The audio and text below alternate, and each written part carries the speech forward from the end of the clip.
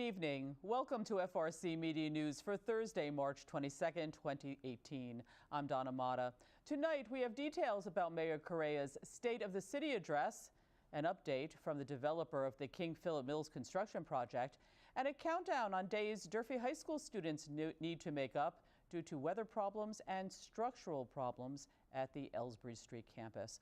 But first, let's check in with Digital City News editor of the Fall River Herald News, Will Richmond. Hello, Will. How are you? I'm good, Donna. How are you doing? Very good. I know we both covered the State of the City address. Joe Good was there, and the mayor touched upon the progress and development of the city and the growth since he's taken office in 2016.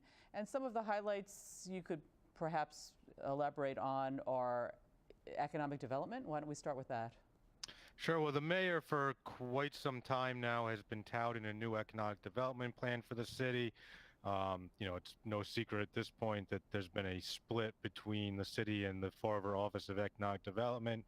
So he began further teasing the concept of the Redevelopment Authority becoming the lead economic entity for the city. There are still some steps to go there. They are waiting for the announcement of the governor's appointment to the Redevelopment Authority. That one of the seats is determined by the governor's selection. So that is becoming a stronger point of what the mayor is looking to do, along with just an effort to better promote the city for economic development. It's a lot of themes that he's pushed in his first term of office that we've yet to see come to fruition. But as I'm sure you having some other portions, he's really continue to push that make it here theme and those sort of first term objects, with the idea that he was reelected in such a landslide that he has the mandate to move forward with those concepts. Yes, he was talking a lot about the make it here concept. He mentioned it quite a few times in his actual address. And he did, like you said, really push that at the beginning of his year in office. That's still coming to fruition.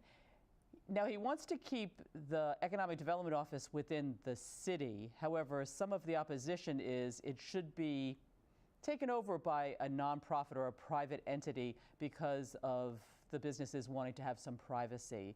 What is your view on that? Well, they are continuing to push that concept, certainly with FROED involved. It did create that separation and allow for some secrecy. Since the split with FROED, we've actually tried multiple times to obtain information through public records requests to see what sort of progress has been made on the economic development end, what sort of businesses are contacting the city. We've often been rebuffed in some of those efforts, but we've not been given a clear answer that this type of information is not allowed. So, we are in the process of making appeals to the state Secretary of State's office and their public records division to see what we can and cannot obtain. But that is the type of information that we believe should be available through public records requests if the city is going to maintain economic development leadership. The mayor did tell me after the State of the City address that some of the projects that were already in place continue to be worked on, such as improvements at the State Pier, et cetera, et cetera. So it will be interesting to see what pans out in the next few months, especially since he will be unveiling the new fiscal year budget in, another month or so, and it will go before the City Council. Now, some other points of interest were the fact that he was pushing for Durfee High School. What do you say about that? Yeah, certainly the push for education was a strong topic within his speech. He spoke to the improvement of Durfee High School, the overall improvement of education in Fall River, and continuing to fund the district to 100% of net school spending. Recently, Superintendent Matt Malone released his preliminary budget, and that includes a 101% increase over net school spending. So certainly there seems to be that alignment of spending priorities, whether or not the 101% will be realized or that will have to be scaled back to 100%. We'll have to wait and see. There is still some time in the budgeting process to let that all fall out. And as you mentioned, the city budget is still to be developed, and how those costs may affect the school budget and the, in the overall picture of spending here in Fall River. That's going to be a little while before we see how that all plays out. And speaking about education, you have some news that will be in the paper about St. Bernadette's School. Well, St. Bernadette's Church is, Church. Sorry. yeah, no problem. It's, the diocese is doing an overall review of all of their parishes throughout the diocese. So, of course, this stretches from Attleboro out to Cape Cod and northern Bristol County. But just this past weekend, parishioners at St. Bernadette's Church in the Flint met with the Reverend there, and there's financial concerns are very mounting up for that parish. They're facing a debt of about $3 million right now, and there's questions as to how long that church can remain sustainable. Certainly, there's going to be how this fits into a bigger picture in terms of consolidating more churches in the city. We know that St. Anne's for a long time has the upper section has been closed down due to structural concerns and the inability to fix those. So I think there's a bigger picture coming in terms of the complete overall view of the Diocese of Fall River and all of their churches, and how that may play out, I think, is going to come as they continue to hold parish by parish listening sessions to help sort of guide their decisions going forward. Yes, the paper has done a very good job at keeping up with that very important topic, actually, because obviously churches and parishes in Fall River are a staple of what this city and the culture is all about. Now, you also mentioned a police officer was cleared on some pretty serious charges. Why don't you give us details on that story? Sure. It was late Friday that we received word from the district attorney's office that they had found the officer-involved shooting of Larry Ruiz Barreto, a New Bedford teenager. They determined that officer-involved shooting was justified according to their investigation. The driver was driving, did not stop at the request of Officer Nicholas Hoare, continued to push the officer with his car, and even to the point where the officer ended up on his hood and was showing his service weapon through the windshield as he failed to comply with the request of the officer. According to the district attorney's report, he fired and killed, essentially killed him instantly. He was pronounced dead that same night or early morning. So the Fall River officer was cleared by the district attorney's office. Police Chief Albert Dupere has told us that the department will now conduct their own internal review. That may be about a 3-week process, and until that time, the officer will remain on administrative duty until they determine the outcome of their internal review. And then it will be said and done. Very good. All right, what's coming up this week in the paper? Sure, we're actually following up more on that officer-involved shooting. Shortly after it happened, a number of family members were arrested and charged with threatening police officers at the hospital. So we're checking in on the status of those cases, what the outcome of the district attorney's office may mean on those charges, and some of the reaction and input that came from those families that was used in the district attorney's report. Very good. Okay, thank you for joining us this week, and you'll be talking to Keith next week. All right, well, have a good weekend, Donna. It was good seeing you again. You too. Thank you. We'll have more FRC Media News right after this. Here are some job descriptions on the latest hot jobs list from the Fall River Career Center. Licensed practical nurse. Nightingale Visiting Nurses, located at 84 North Main Street, is looking for a full-time licensed practical nurse to provide routine care to patients and their families in their home. Job number 10329636. Restaurant Assistant Manager. Papa Gino's, located at 307 Ellsbury Street, is looking for a full-time restaurant assistant manager to assist the general manager in operating the restaurant, provide guest satisfaction, and help provide an enthusiastic work environment for all team members. Job number 10328146. Associate Universal Banker. Webster Bank, located at 33 Sullivan Drive, is in need of a full-time Associate Universal Banker to deliver sales solutions, service, and transactions to all customers. Job number 10329245.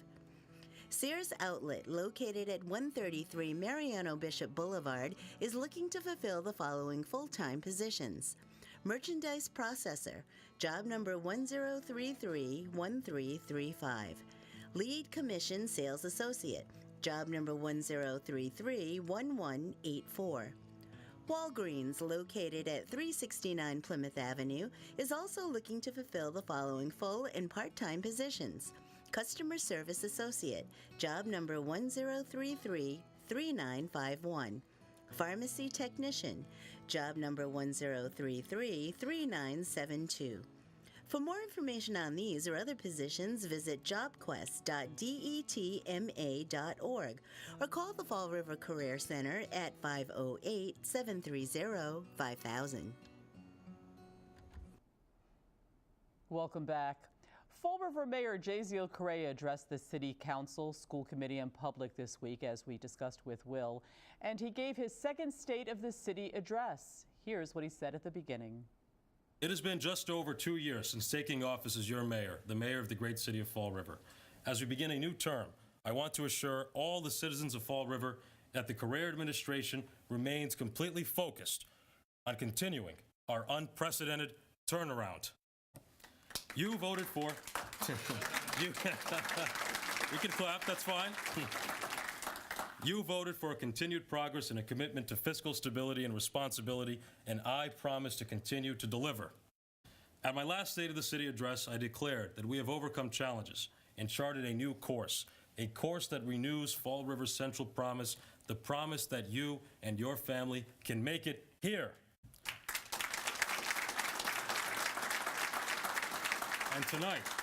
And tonight, once again, we reaffirm that central promise, and I am thrilled to report to each of our citizens and every business that the state of our city remains strong.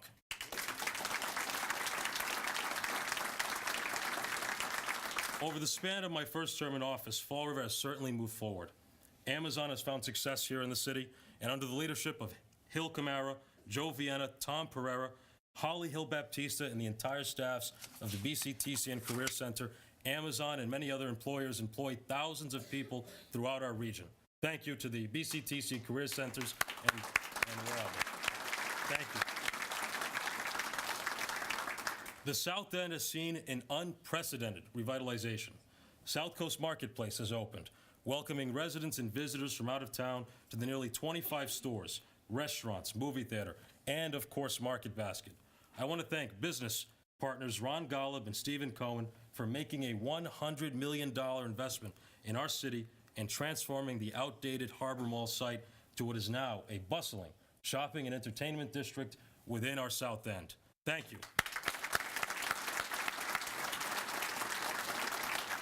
South Coast Marketplace, combined with the redevelopment of the plaza across from William Canning Boulevard and the construction of the Tiverton Casino over our border in Rhode Island, will continue to create economic development opportunities for the entire region. And thanks to a $2.2 million MassWorks grant secured by this administration with the help of our state delegation, working with the Baker-Polito administration, soon all three of these major projects in our South End will enjoy a brand new William S. Canning Boulevard, which will include wider lanes, pedestrian access, and safety improvements.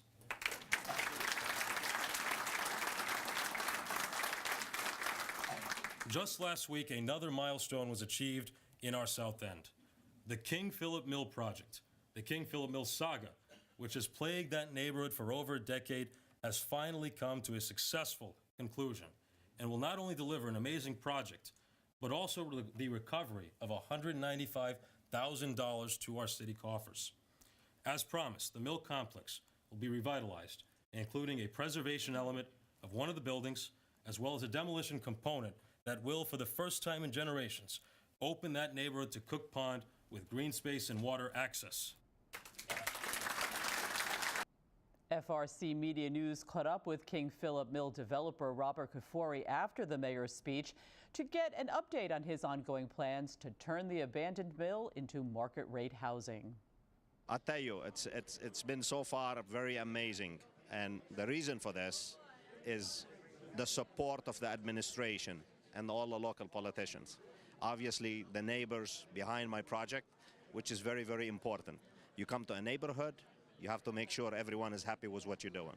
So basically, I met maybe 3 or 4 times with the neighbors, almost 100 plus neighbors, and they all voiced their opinion about what they want to see, what would they like to see, and stuff like that. So bottom line, I made their wish come true. It's a significant project. It's a big project, but I've done similar projects, so it's not a big deal. So Now, I know there's some problems with clearing the title. How's that moving along? my lawyers are working on this. Like you buy any piece of property, usually you have a little bit of things on it, sometimes not. They're working out the kinks and details, but the permitting process also is in place. So we're moving in the right direction. Everything is happening right now as we're speaking. It's National Youth Violence Prevention Week. Here in Fall River, young people are urged to volunteer their time in order to make a positive difference in the community. Here's more. If you're really serious, why don't you step up and volunteer at the Boys and Girls Club? Come to our youth violence prevention trainings. Get involved. Become a part of the solution. Tell us about the polls. These are a token of peace. This is one of our initiatives from several years back through Wendy Gar Flip. She brought it to the city, and there are numerous throughout the city. They all say, "May peace prevail on earth." And through Youth Build, built the polls, and other Shannon partners, we designed them, and it was based on what language they would like to have. So they all say, "May peace prevail on earth" in 4 languages, or some have like an octagon. In the bottom here, we've got a design of a puzzle piece incorporating the idea that everybody has a piece to play and bring about peace throughout Fall River. The latest heavy snowfall predictions for Greater Fall River this week never came to pass. However, before the northeaster was expected to strike on Wednesday, FRCMedia News was told that city crews were ready in the event of yet another winter storm. We're going to probably have at least 125 pieces out on the road. How do you deal with one-way streets? We follow the basic traffic rules. We just plow down the right-of-way. And how does that work in terms of the parking ban? Even if it's a one-way street, they still have to adhere to the parking ban rules and regulations. You can't park on the hydrant side of the street. Now, is that pretty much at this point general knowledge for people? I would think so. And if you have any questions on any issues of the parking ban, you can always go to the city website, and it will explain everything to you. Including the fines and where to park. Correct. Now, no snow this week may be good news for Durfee High School students in terms of them having to make up school days due to school closure, but they still have more time in their classrooms later this year because of structural problems that plagued the aging building this winter. So Durfee actually has 7 days to make up. The system has 4 snow days that we've called, but Durfee has 1 day where we lost power and then 2 days because of the flood. So right now, Durfee will go into the following week. The rest of the system gets out on the 22nd of June. Durfee will have to work on Monday, Tuesday, and Wednesday of the following week. So they're extending that long. We'll have more FRCMedia News right after this.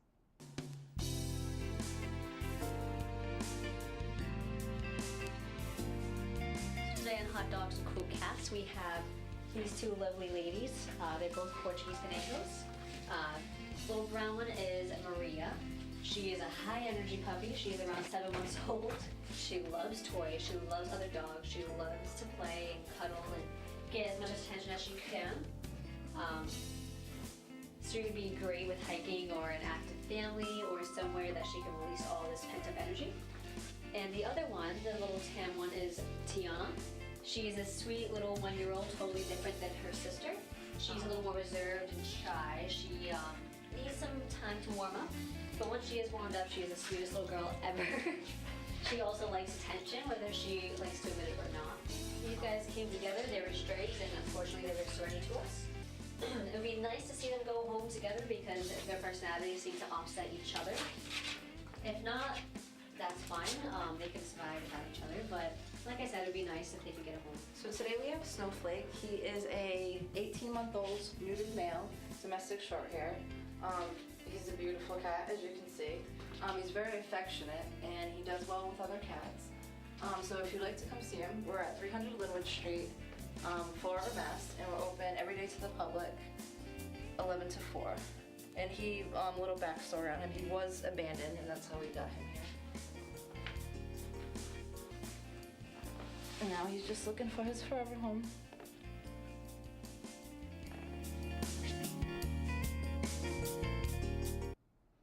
Welcome back. Fall River taxpayers are getting more and more relief from the financial burden associated with trash removal practices in the city. At least that was part of Mayor Correa's message in his State of the City address this week. Under the leadership of CFO Mary Sahadi and City Administrator Kathy Ann Viveris, working with City Auditor Jen Argo, and the cooperation of every single department head, we continue to implement zero-based budgeting practices. The combination of zero-based budgeting and the privatization of trash collection led to the fulfillment of a campaign promise, the promise to eliminate the $120 trash household fee.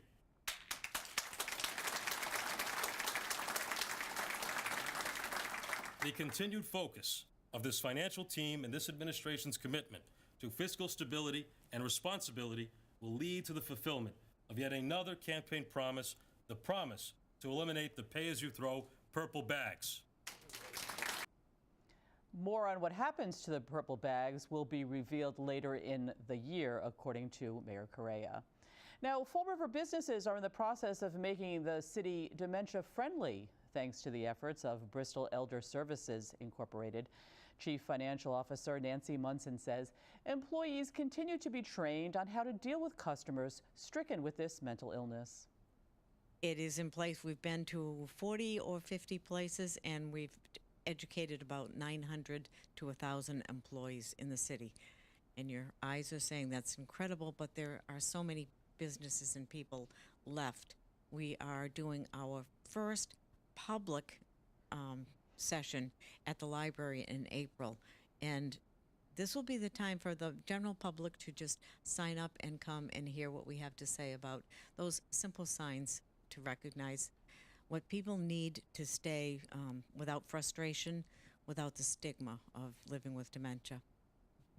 How has the training gone so far? Have the employees been very receptive, or are some taken aback?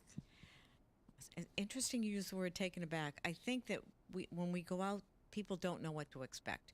We come in with a PowerPoint, and I think they expect something very formal. And then when we start talking about what it really means, you can see the faces, because everybody in that audience either knows someone with dementia or has experienced it in their family or something like that. And you can really tell the people who are going through it right now by the looks on their faces or what they're seeing. And I think that every time we've been, somebody learns something. The reviews have been, we do an evaluation at the end, and the reviews are extremely positive. The public session will be held on Tuesday, April 3rd at the Fall River Public Library on North Main Street, beginning at 6 o'clock. Pre-registration is required, and you can call the circulation desk at the library for further information. That's it for this edition of FRC Media News. You can catch FRC Media News Thursday and Friday at 6 p.m., but our online news site is available 24/7 at frcmedianews.org. For all of us here at FRC Media News, I'm Donna Mata. Have a great week. We'll see you next Thursday.